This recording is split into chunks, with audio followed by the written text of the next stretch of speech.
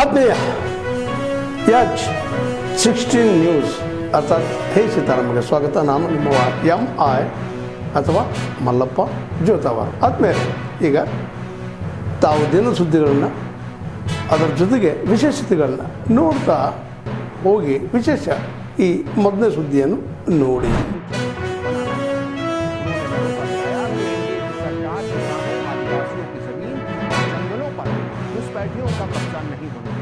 पहले आप सुनिए पीएम मोदी ने असम के गोगामुख की जनसभा में क्या कहा, फिर हम आपको बताएंगे असम की जनसंख्या संतुलन का क्या है पूरा सोच.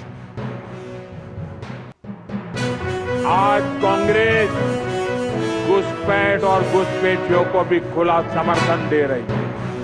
पहले कांग्रेस असम में घुसपैठियों को खुली छूट देती, यहां किसानों और आदिवासियों की जमीन पर कब्जे करने दिए. अब जब बीजेपी एनडीए सरकार इस अवैध कब्जे को हटा रही है तो कांग्रेस इस पर भी बवाल कर रही है. साथियों, कांग्रेस असम में विदेशियों को बसाना चाहती है, असम की मूल संतानों को अल्पसंख्यक बनाना चाहती है. असम के अनेक जिलों में ये संकट हम सभी देख रहे हैं. बीजेपी एनडीए सरकार किसानों, आदिवासियों और हमारे जंगल की जमीन को घुसपैठियों के कब्जे में नहीं रहने देगा. अवैध कब्जे के खिलाफ बीजेपी एनडीए सरकार की कार्रवाई जारी रहेगी. असमिया शान और पहचान बनी रहेगी, ये मोदी की गारंटी है.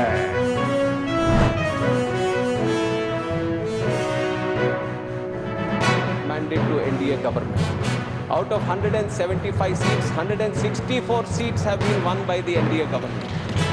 So that has been the faith they had that Amaravati should be the capital. A person in Srikakulam was saying, I want Amaravati capital. Visakhapatnam was saying, Amaravati, I want the capital. Anantapur, Rayalaseema, they were saying, I want Amaravati as the capital. So this is the unity with which the whole state stood for Amaravati, sir. And it is the duty now for the NDA government to restore that faith, to restore that confidence, and to restore the confidence that had been bestowed on the NDA government by voting us into power, both the state government and central government, to rebuild the Amaravati. And it is with that rebuilding that the NDA government has fully supported. They have given more than 15,000 crores for Amaravati, and they have also given lot of other funds through which we are able to rebuild Amaravati.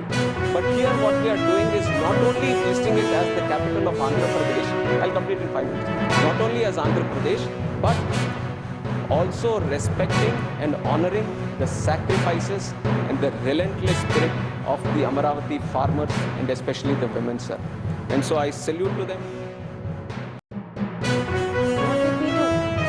12 years later, the government comes out with this act and decides that Amaravati will be the capital. And we are supposed to laud them for this and be grateful for it. Sir, I want to tell you, this is a victory of the farmers of Amaravati who fought for this day and night. For 2 years, the citizens, women like me who were on the road, never went back home. The question is that the bill be passed. Those in favor will please say aye. Those against will please say no. I think the ayes have it, the ayes have it, the ayes have it. The bill is passed.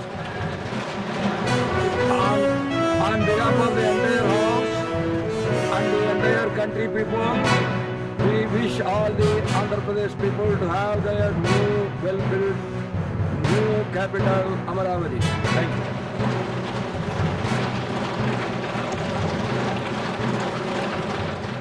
Honorable members, the House expects adjourned to meet at 11 a.m.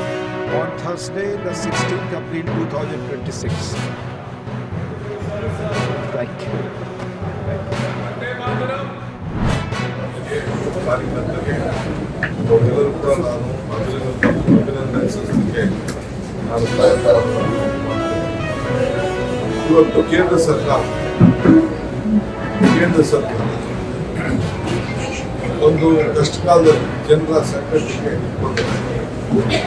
ಇವತ್ತು ನಾವು guarantee ಆಗ್ತಿರೋ ಬೆಲೆ ಏರಿಕೆ ಆಗ್ತಿರೋದ್ರಿಂದ, ಬೆಲೆ ಏರಿಕೆ ಗಗನಕ್ಕೆ ಹೋಗ್ತಾ ಇರೋದ್ರಿಂದ ಬೆಲೆ ಏರಿಕೆಯನ್ನ ತಪ್ಪಿಸಬೇಕು, ಅದರಿಂದ ಆಗ್ತಾ ಇರೋ ನಾಗರಿಕರಿಗೆ ತೊಂದರೆ ಆಗಬೇಕು ಅಂತ ಹೇಳಿ 5 ಗ್ಯಾರಂಟಿಗಳನ್ನು ನಾವು ತಂದು ಅವರಿಗೆ ಸಮಾಧಾನವನ್ನು ಮಾಡಿ ಸರಾಸರಿ 4,000 ರಿಂದ 5,000 ರೂಪಾಯಿ ಅವರ ಮನೆಗೆ ವಿವಿಧ ರೀತಿಯ ಉದ್ಯೋಗ ಶಕ್ತಿ ಇರ್ಬೋದು, ಅನ್ನಭಾಗ್ಯ ಇರ್ಬೋದು, ಇಲ್ಲಾಂದ್ರೆ ಶಕ್ತಿ ಇರ್ಬೋದು, ಗೃಹಲಕ್ಷ್ಮಿ ಇರ್ಬೋದು, ಇವೆಲ್ಲಕ್ಕೂ ಸರಾಸರಿ 4,000 ರಿಂದ 5,000 ರೂಪಾಯಿ ಅವರ ಅಕೌಂಟ್ಗೆ ನೇರವಾಗಿ ಅವರಿಗೆ ಅನುಕೂಲ ಆಗುವಂತಹ ವ್ಯವಸ್ಥೆ ಇವತ್ತು ನಾವು ಮಾಡ್ತೀವಿ.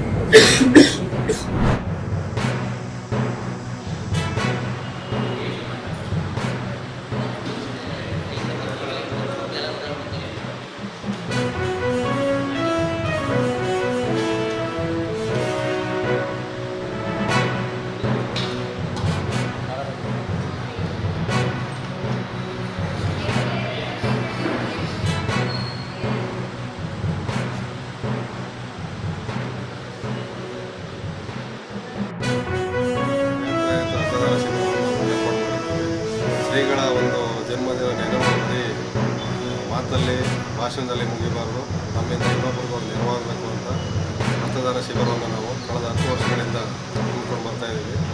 ಶ್ರೀಗಳು ಮಾಡಿದಂಥ ಹೇಳಿಕೊಟ್ಟಂಥ ದಾರಿಯಲ್ಲಿ ನಾವೆಲ್ಲ ಬದುಕಿ ಮುನ್ನಡೆದು ಸಾಗಬೇಕು ಅಂತ ಎಲ್ಲ ಆಶಿಸ್ತಾ ರಕ್ತದಾನಕ್ಕೆ ಎಲ್ಲ ಸಹಕಾರ ಮಾಡಿ ಒಬ್ಬರಿಗೊಬ್ಬರು ರಕ್ತವನ್ನು ಕೊಡೋಣ.